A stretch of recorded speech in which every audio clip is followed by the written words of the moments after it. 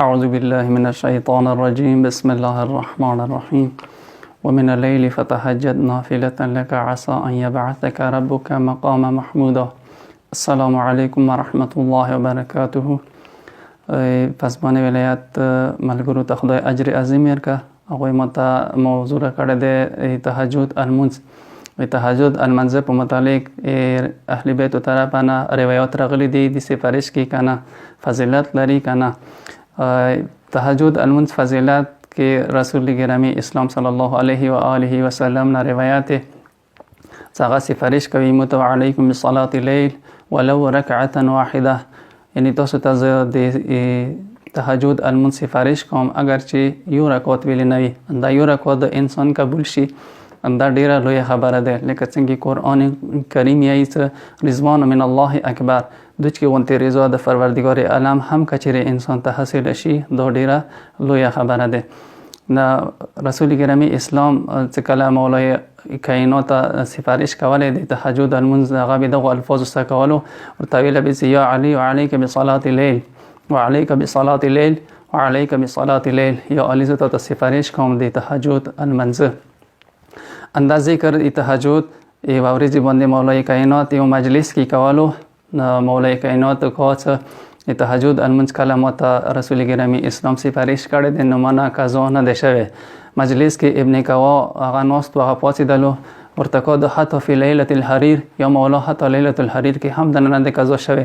لیلة الحریر جنگ صفین کې هغه شپې باندې جنگ وو، نو مولا ورته حتی لیلة الحریر کې هم مانه قضا نه ده شوی. نه تهجد المنځ په متعلق یا فضیلت کې بزواین څه صرف انده کافی وي.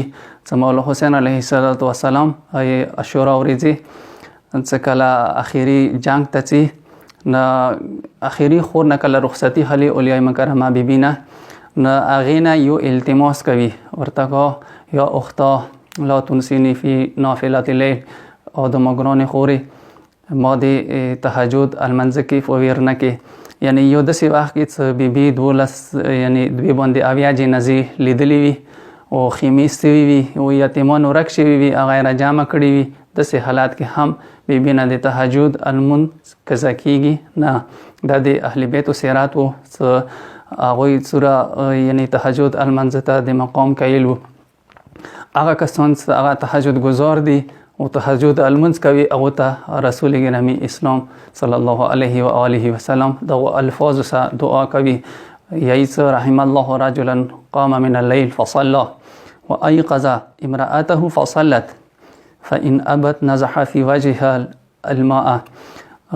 خدای رحم کا اخ کس باندې هغه شپې پوڅیږي فصلى او المنځ وکي او أيقظ امرأته خپل حزه هم پوڅوي فصلت خزیا المنځ وکي فإن أبت نزح في وجهها الماء. کچیر کور ولای انکار وکړلو یغه مخ باندې او به چړکو کی تو داس المنځ ته پوڅوي. هم د بل طرف هغه خزی ته رسول گرامی اسلام دعا کوي رحم الله امرأة قامت من الليل، هغه خزی خدای رحم وکي څنګه شپه المنځ ته پوڅي فصلت خپل المنځ وکي او أيقظت زوجها او خپل شوهر را پوڅوي. فإن أبا کچری انکاری وکړل شوهر نازحت فی وجهه الماء، یغه مخ باندې په ور دی او به چړکو کی تو دا خپل شوهر هغه المنځ ته پوڅوي. اوس رسوي تهجد المنځ طریقه. تهجد المنځ سوره کوته ده او څو المنځونه دي. تهجد المنځ اولس رکوته ده او درې المنځونه دي، درې قسم ته المنځونه دي.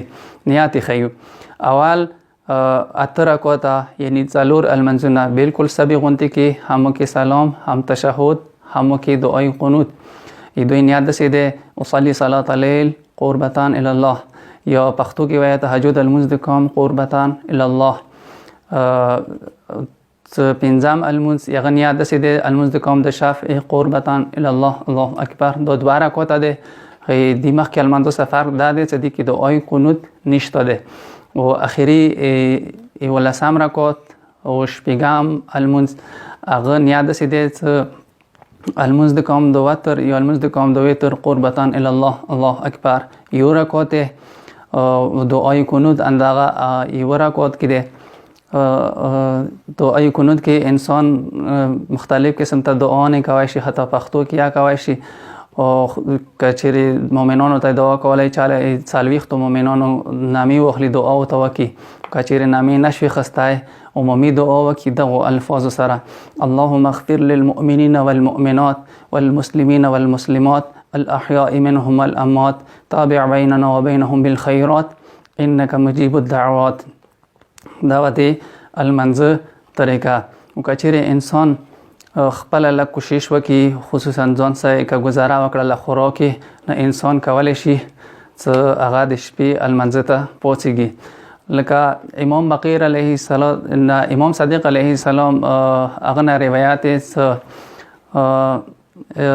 نه روایت مولانا موسی علیه السلام خدای نه پوښتنه وکړله: ایو عبادک ابغض عندک، آیا پروردگار عالم ایتا په نږدې مبغوض ترین انسان کوم یو دی، مبغوض ترین بنده کوم یو دی؟ پروردگار تعالی په نه جواب راغللو: من کان جیفة باللیل بطالا فی النهار. هغه کس هغه شپې مردارې په شانته وي و ورځې مرد میدان وي، ورځې شین مزره وي و شپې مردارې په شانته پروت وي، یعنی دوره خوراک یې کړی وي هغه شپې پروت وي پڅېدلی نشي. کچېرې انسان خپله لږه ګزاره وکړي، هغه شیان څه هغه خوب اور دي هغه نه وخوري، مثلا انګور دي یا پی دي یا تروي دي یا ځنه دوايانې دي، کچېرې انسان ته تکلیف نه وي پکار دی هغه نه وخوري. تهجد المنځ، آیا جهاد هر جهاد کې یعنی انسان کچېرې کار کې لګیا دی کولی شي؟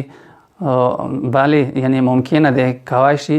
یو انسان دی مثلا ډرایوینګ کوي، ډرایوینګ حالات کې دوی تهجد المنځ کولی شي، رکوع دپاره سترګو سره اشاره وکړي، سجود دپاره سترګو سره اشاره وکړي. یعنی د ایک یو ټایم باندې انسان دوه عبادت کوي، هم د تهجد المنځ کوي، هم د ډرایوینګ کوي، بچی دپاره روزي هغه ګټي. الکاسب حبیب الله، لکه څنګه رسول کریم اسلام نه روایت دی څه کوم کسان چې بچی لپاره روزي ګټي هغه د خدای دوست دی.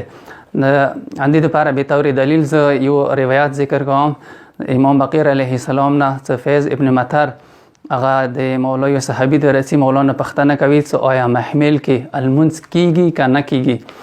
نه مخکې د دې نه څه دا صحابي مولانا پوښتنه وکړي څه محمل کې المنځ کیږي که نه؟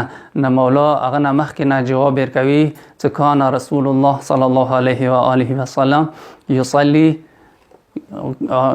کان رسول الله صلی الله علیه و آله وسلم یصلي علی راحلته. رسول کریم اسلام صلی الله علیه و آله وسلم به هغه خپلې راحلې باندې یعنی خپلې سپرلۍ باندې به هغه المنځ کولو. نه هیڅ عذر انسان ته نه پیښیږي، هر ټایم کې انسان المنځ کولی شي. پروردگار عالم تاسو ټولو ته د نیکو اعمالو توفیقات عنایت که، خصوصا که چېرې تهجد المنځ کوئ. پسبان ولایت سره مرګلي دي دوی ته خصوصا زمانه مولا ظهور دپاره خامخا دعا وکړئ. آینده دپاره بیا تاسو خدمت کیو. السلام علیکم ورحمة الله وبرکاته.